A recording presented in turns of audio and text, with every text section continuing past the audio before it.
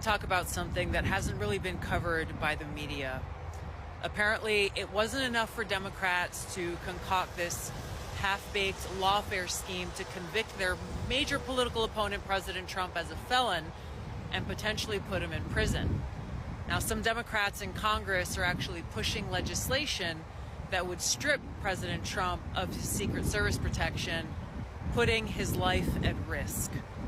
Now, they aren't even being subtle about it. They're calling their legislation the Disgrace Act, and it's sponsored by Representative Benny Thompson, the very same Democrat who led the so-called January 6th committee.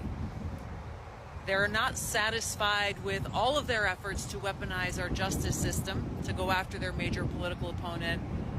Now they're inviting an attack on his life. Let that sink in for just a moment. Now, if you ask them, they will claim that a supposedly, quote-unquote, disgraced convicted felon who may be imprisoned shouldn't have the same protections that the Secret Service provides every other former president. It's very clear what they're doing. This is just the next step in what has been a very calculated plan. First, they convict President Trump on these bogus charges to brand him as a quote-unquote felon.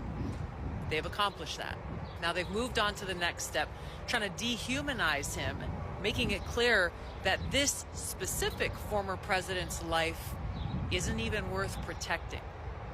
They are so hell-bent on removing the possibility that the American people may choose to elect President Trump in this upcoming election that not only are they willing to throw him in prison, now they want to take away his security and jeopardize his life. Here's the bottom line. They're so terrified of losing power. They are so terrified of President Trump getting reelected. The very same Democrats who claim they are defending democracy will do anything, and I mean anything, to stop we the people from even having the choice to vote for Trump. Their continued brazen abuse of power is making it even more clear that we the people must hold them accountable by voting them out of power on November 5th.